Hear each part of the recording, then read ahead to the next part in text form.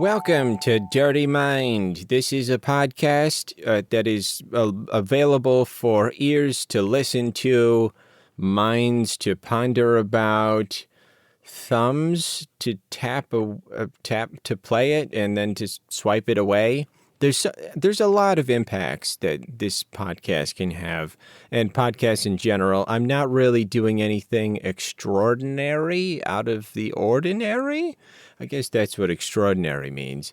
But in general, yeah, those are some of the cool things that you can do. You can pause it, you can play it, you can change the speed at which you play it, so I can sound more like a squirrel or maybe like a bear in a cartoon. Don't bears usually have really deep voices? You know, it'd be funny, like whales, when they're out in the wild and they're calling out, like, hey, somebody bring me just a gigantic school of fish. I'm hungers. They're always like, it's like a high pitch. It's like, I'm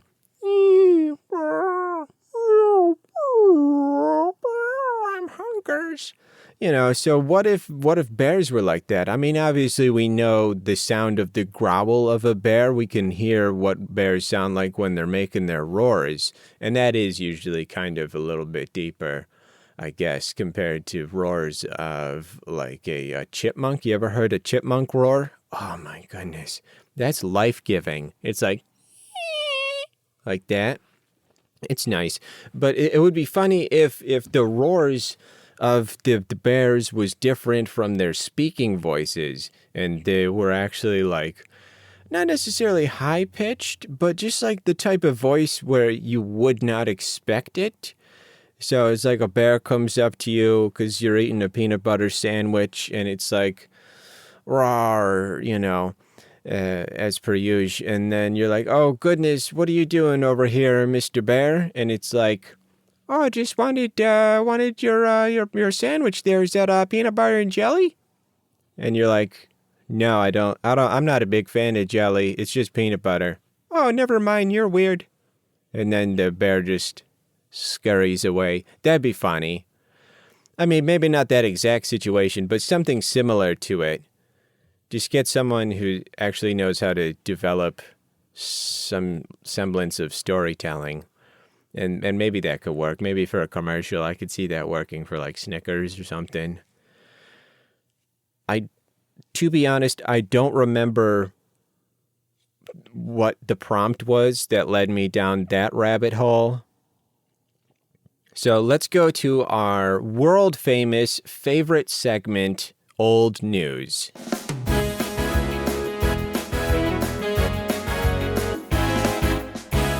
I got nothing new for you. Today's old news is Cyberpunk 2077 has been delayed yet again. Now, I know what you're thinking. Is this ever going to end? Well, I think it will end at some point. Cyberpunk is going to come out. It's going to be pretty cool. For those who don't know, CD Projekt Red, the creators of The Witcher 3 Wild Hunt, is making this game called Cyberpunk 2077. They've been working on it for 77 years. It's so close. Kind of. I mean, it looks like a video game. At least some of the little sneak peeks sort of look like a video game.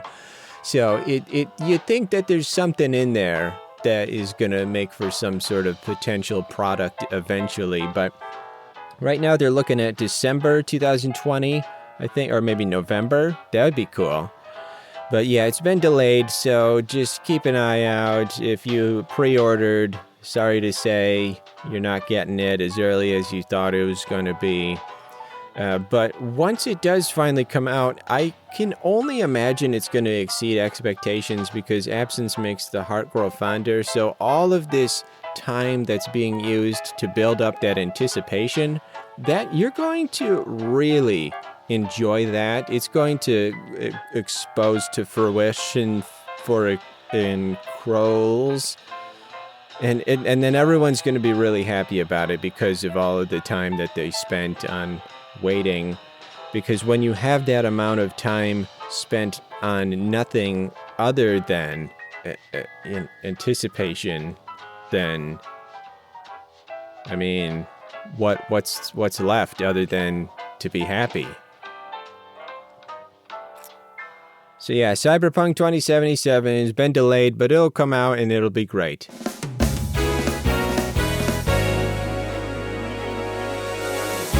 Welcome back to the podcast. It's been so long since you last heard my voice. So today we've got a very nice, interesting topic that I am pretty excited about. And that is, when is a video game too long? You know, this is a question that has been stabbing at the back of my brain for a bit of time. And I wanted to sort of discuss what are some of the factors that would go into a video game being too long or too short or just right, you know, a Goldilocks situation. So first and foremost, what is an example of a video game that's too long? Well, you can say Final Fantasy, you can say all of those Mario games that last more than 48 minutes, like, come on. But there's plenty of games that are very, very long, but incredibly worth the journey. You know, RDR2. I'm sure there's some other ones. But I think the main aspect in which contributes to a game feeling like it's too long is reaching a point where it doesn't seem like you're actually progressing anywhere. You're just continuing. You're just being pulled along for the ride. So there are games where it's not like you actually increase any abilities per se, like Uncharted series. You're not really gaining skills. You don't have like a skill tree where you're putting points into your parkour abilities, into your metabolism. You know, so you're not making those kind of advancements, but you're advancing the story and you're learning more. And it's like an HBO show where you're just like, oh my goodness, another twist. I can't believe it. Oh, it was a dream the whole time. Oh goodness. Oh, this character wasn't even real. Oh, the flamingos in the front yard weren't plastic. They were made out of chocolate. You know. So you're just going along with it because it's a great story. And if the story is actually that good to keep your attention, that's fantastic. You know, you can't really be too sad about that. But in a game where the story's kind of lackluster, or it seems just like serviceable, like it's just there to point you into the direction of the next cool set piece, then you have to have something else to keep you hooked.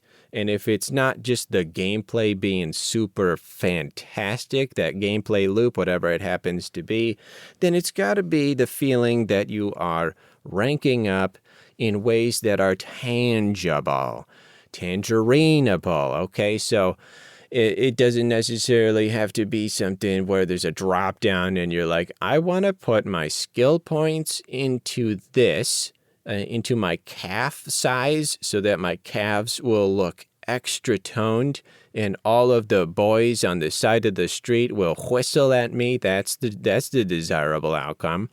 If it's not like that, it has to be this subtle way of feeling like you're getting better. So you can have one level where you're like, all right, I'm going stealth into this building. And, oh, gracious, I'm so not good at this stealth. I keep getting picked on. All of the guards are like, hey, get out of here. And they have a donut with some sprinkles, and they throw it at me, and some of the sprinkles go into my nose, and I'm like, stop. And then you try again, you know, you restart, because every time you get exposed by the security, then it starts over at the last checkpoint.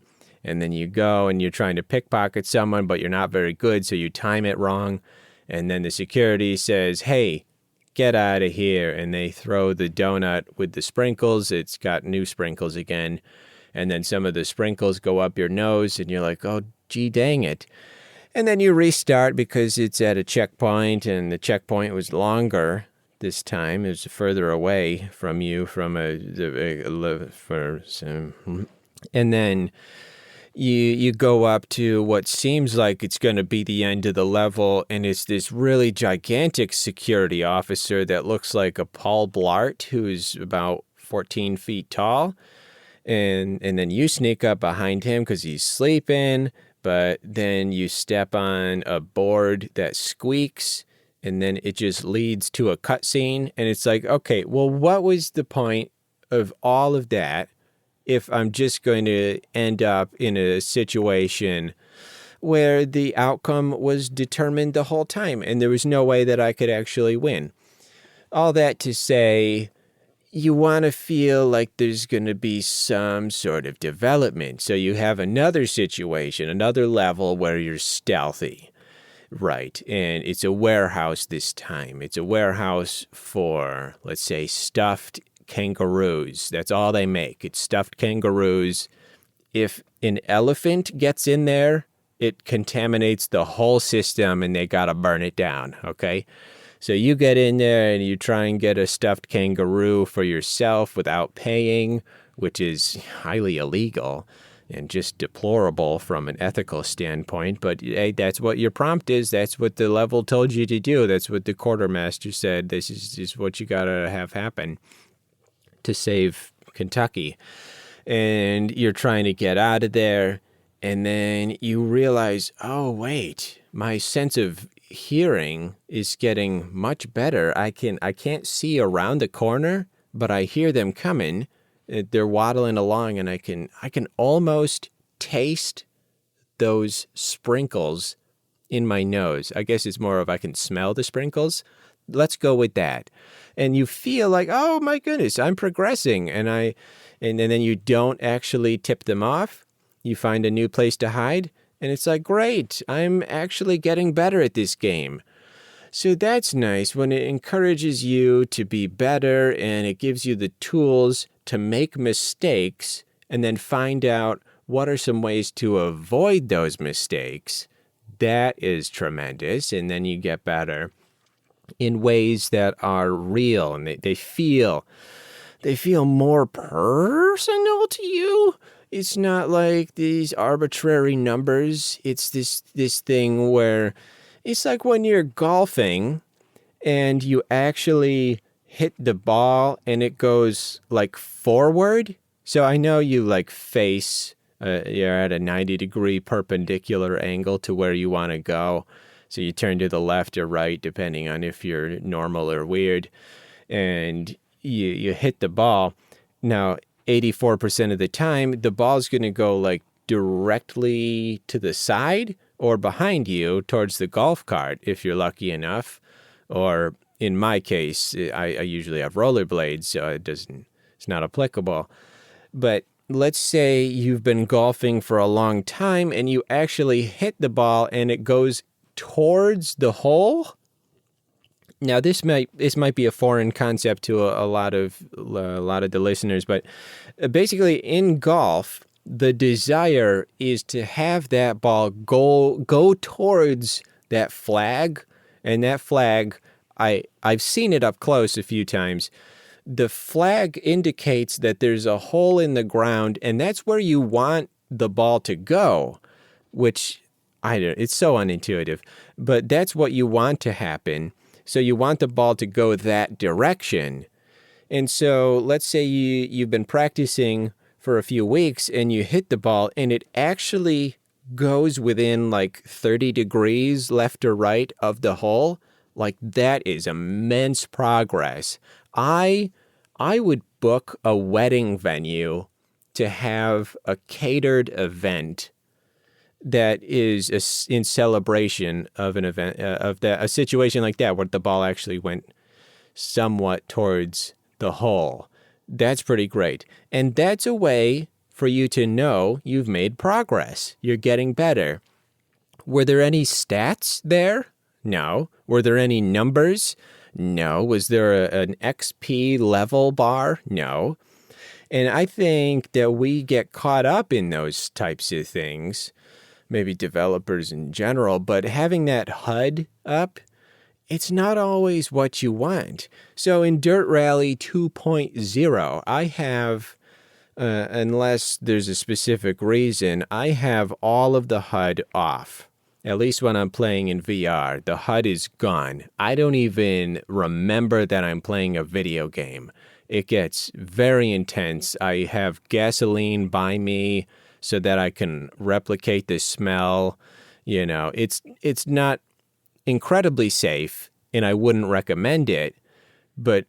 And also, I get lightheaded very quickly, and my doctor told me to stop. But there are all these things that I do to keep myself in the game, and that's when I feel like I'm making real progress. I'm not looking at the actual progress bar where it shows some of my competitors where they are at. I'm not looking at all the little pop-ups on the screen. That's all off. I will know even before I get to the finish line and it says, oh, you...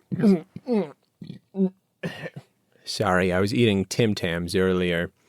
Even before I get to the finish line and it shows, hey, you got second place. You're only 2 seconds behind the first place, dum-dum. Even before that, I'll know that I'm getting better just because my last race, I flipped the car over twice, and now I only flipped the car over once. Like, that's an indication of progress. And I think what you have to do in order to create an environment like that is you have to make a situation in which the difficulty level is high enough at the beginning that you feel like a noob, because you can't ever just go in guns blazing and just destroy and feel like there's anywhere to go from there. Because if you start out as a god, what happens? Like, there's a lot of games where you're basically a god or a superhero who's invincible. And those kinds of games, I don't play for very long. I play for like 40 minutes and I get bored. So if you have that difficulty level a little bit higher at the beginning, but you have some sort of little nugget, some sort of carrot on the end of a stick that says, hey, come here, little buddy. Come on. You can go this way. It's okay. Come on. We got Twinkies. Come on. Go this way. No. This way. Cosmic brownies. Well, I don't have them yet, but I'll get cosmic brownies. Come on. This way. Oh my goodness. Jeffrey, this way. Jeffrey, you're going the exact opposite direction. Jeffrey. So if you've got something like that going on, then that points you in the direction of saying, all right, I'm an amateur right now at best, but it's enjoyable. Like, I have something that is showcasing how fun this game can be. Even though I'm not an expert, not even close, not yet at least, I can see somewhere down the line where things will get better, and I want to get to that point. And if it's just a story, then make it clear where you want your story to go. Are you going to defeat this enemy? Are you going to get revenge on this person? Have something where you're like, I want to go there. I want to get better at this. I want to do X, Y, Z. And, then you've got something to look forward to, and everyone likes that. I think that's what I like about 7 Days to Die, is that I'm always looking forward to that next Horde night, and it's always going to get harder, but I'm leveling up, so I'm getting a little better. But I know that I always have to prepare for every 7 days or even less, depending on what my settings are. And I know that there's just going to be a horde of zombies coming towards me, so I've got that I'm working towards. And I know that I'm getting better both at the game in general, but also this particular game that I've started. There's so many things that you just want to keep in your mind so that you're happy, so that everyone's happy, so that all of the cats in your vicinity are happy days and they're not clawing up your leather chairs. We're going to take a little break and have a word from our sponsor, and I can't wait for this because I was so glad that they reached out to me. So let's do that. It's going to be a good time. Have you ever been in a situation where your towels made you too dry? Let me introduce you to a concept called washcloths. So washcloths are perfect for anyone who doesn't like the fact that towels are incredibly heavy. Often, in our studies, towels are upwards of 28 pounds or more. They're so cumbersome. They're like as long as a greyhound. They're ridiculous, and they make you so dry so fast. Your skin just completely loses all of its hydration. You have to go to the hospital. They give you injections of water and Gatorade directly into your veins. It's a huge ordeal. You have to use your health savings account. And that is a card you don't want to touch because you already maxed it out getting new glasses. We don't want that. So if you use washcloths, which is the product that I'm selling to you currently, then you won't have any of those problems. Washcloths are light. They are small. They can fit in your pocket probably, unless you have clothing that is made by an absolutely evil manufacturer who did not put in any pockets. There's so many things you can do with it. You can throw it on the side of your head. You can throw it at your guinea pig. Let's see. You can put it under some tomato soup, just in case the tomato soup, like you tip the bowl a little bit, and then it runs down the side and gathers underneath in a nice little ring, and everyone thinks that there's blood on the counter, and you're like, no, it's tomato soup. I drink this every day. So yeah, go ahead and go outside, get some washcloths, purchase them, put them in your inventory of real life, and you will not be sorry. I guarantee, beyond a shadow of a doubt, on the grave of my cousin's neighbor, I think he died. I swear washcloths are going to change your life for the better. Don't worry about towels anymore. Even if you need to wash and then dry your entire body and you're like 6'8", just get a bunch of washcloths and staple them together. Come on. Use a little bit of creative problem solving here. Thank you for your time. All right, back to the topic at hand. Thank you for sticking with me through that. I know that was a really exciting one for me because I don't want to spill too much into this time in the podcast. I want to leave that sponsorship time in its little category, in its box. But I gotta say, I've tried washcloths before, and I would highly recommend them. I have around 83 in my abode, and I just can't get enough. Yeah. Okay, where were we? So, video games, when you feel like they're a little too long, I think is when they've reached a point in which you think it should have already been over. I mean, it's kind of obvious, but when you rephrase it like that, that makes you think about it in a different light. If you think it should have already been over, then if you're only looking at it from a story perspective, that means the story is dragging on too long. There's not enough new stuff happening. Let's just cut to the chase, you know?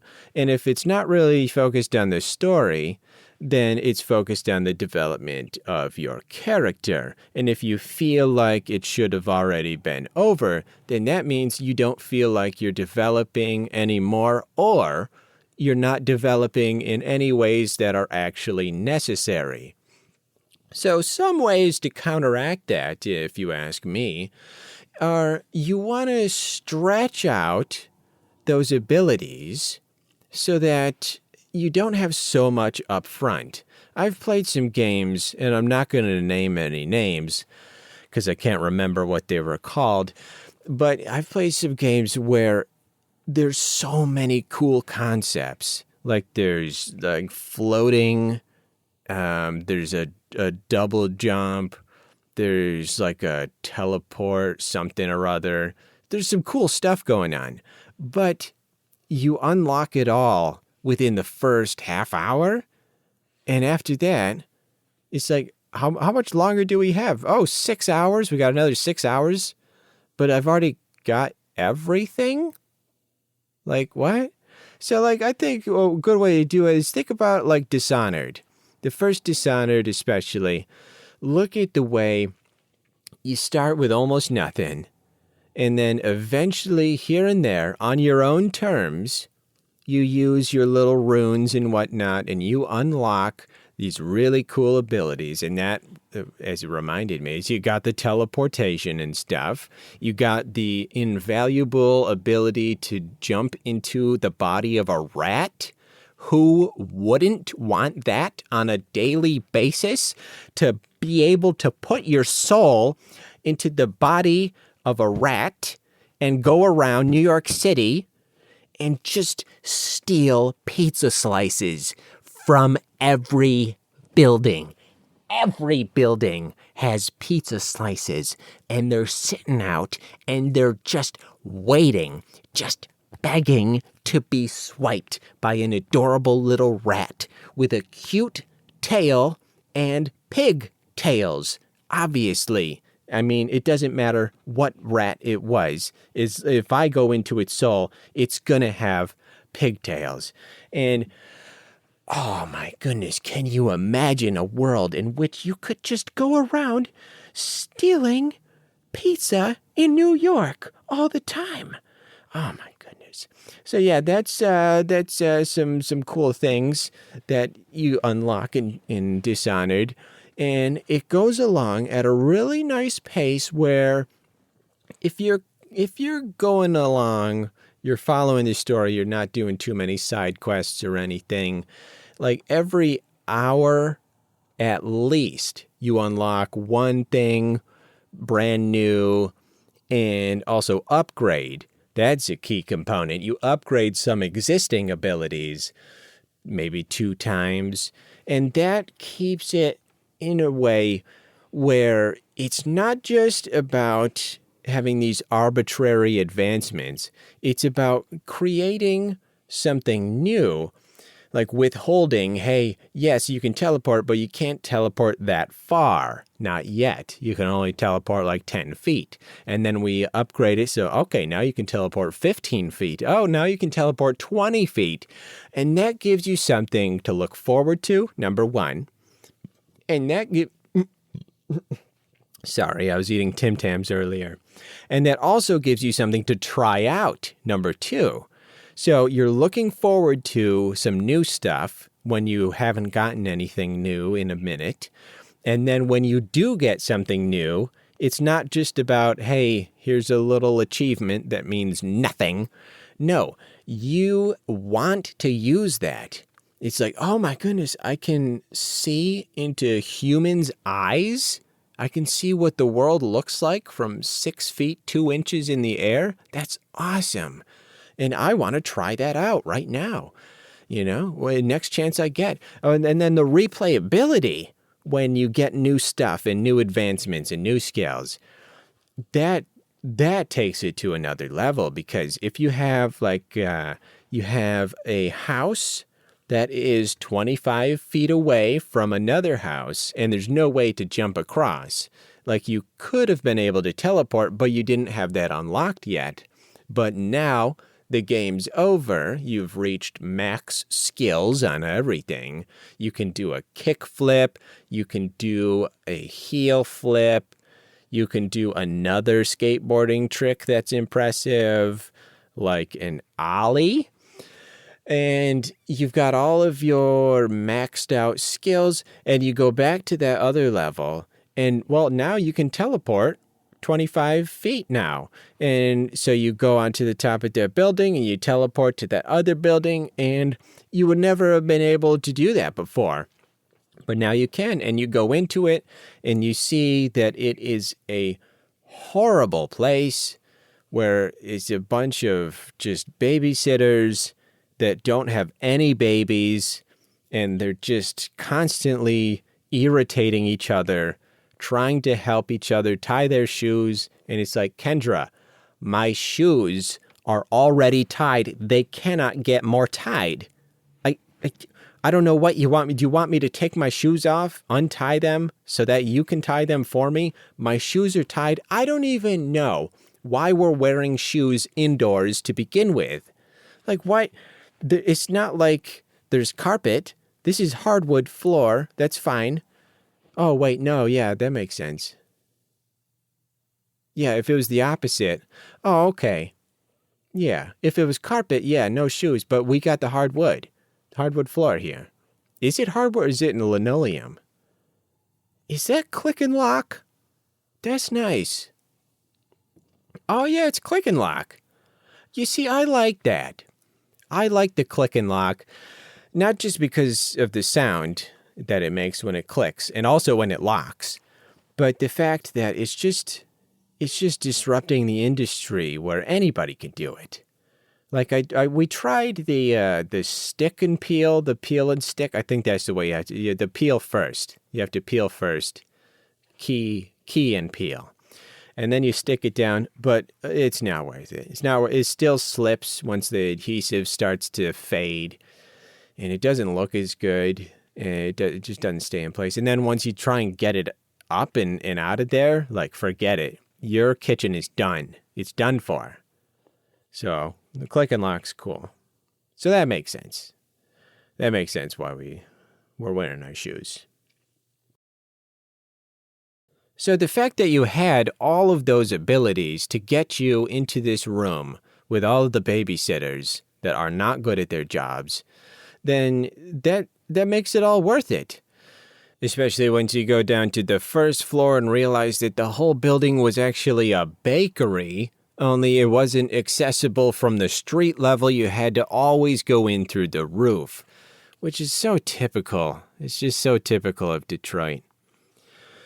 So there's so many great ways to think about it and do things like that to make the game not feel quite so long and so arduous of an obstacle of a challenge.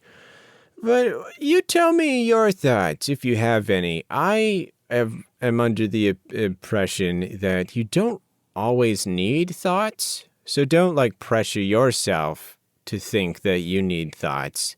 I've found that sometimes it's better not to have thoughts because there are some thoughts that are not so great, like what if I'm drinking too much Mountain Dew Baja Blast Passion Fruit Punch or whatever it's called? And you don't want to think like that. Those are thoughts that are not worth thinking. Not worth thinking because then you'll start sinking. Yeah, that's what I'm thinking. So we got a little bit more. We got a little bit more to this than just what was happened. We got the lucky color coming up, so that's something to look forward to. But a little bit of an announcement on from my end of things. What I had done in the past was I would use a hoodie or a large sweatshirt to block the window when the light was too much. I'd sort of have a bit of a vampire vibe, which is fine because what we do in the shadows really changed my opinion on vampires. They're so open about who they are and they're just fearless. But now I have an actual large piece of fabric that completely cuts out the light, and it's on this stick, but it's made of metal and it's hollow, and you slide it. I don't think there's a name for it because I think I invented it, or Flower did, someone. But basically it covers the window so that the light from outside of the window, from the large star in our universe, it cannot get into the indoors. It's super cool. It's about 93% effective. And I think it's pretty cool. I might patent it so that I can make a few extra dollars. I could really use another video game. I don't really have that many. It's like, I think it's less than 200. Well, I don't know. I think that'd be a good way to make a few extra cash dollars. So nobody steal that idea. It's mine. I call it the dibs. All right, it's time to move on to our wonderful segment, Lucky Color.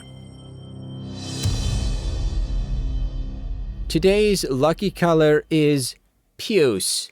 It may sound weird, but it's a dull pink that was obviously made famous from Monsters Incorporated, the movie from Pixar Animation. And in case you're wondering, the hex code is CC8899. Pretty easy to remember, especially if you're German. And I would recommend, oh, hi there, dog. I forgot your name. I would highly recommend keeping an eye out for puce. It doesn't show itself every day, but it will soon. You just got to keep your peepers out. Be looking on the horizon. When you see puce somewhere in your vicinity, it has to be within 11 feet of your body. When you see that, when you encounter that, just remember that the luck it's finite, all right? Miracles are probably not going to happen, but what you want to do is focus that energy, focus that luck into something that's worthwhile. For example, I would go to a restaurant and ask if you can have an extra set of pretzels, because they don't give pretzels out for free. So just ask, hey, could I possibly have a second little basket of pretzels? And they're probably going to say yes because of the puce. So keep that in mind. Keep an eye out for puce. And just remember, it's not a terrible thing. It's a weird word, but it's not that bad. It's a good time.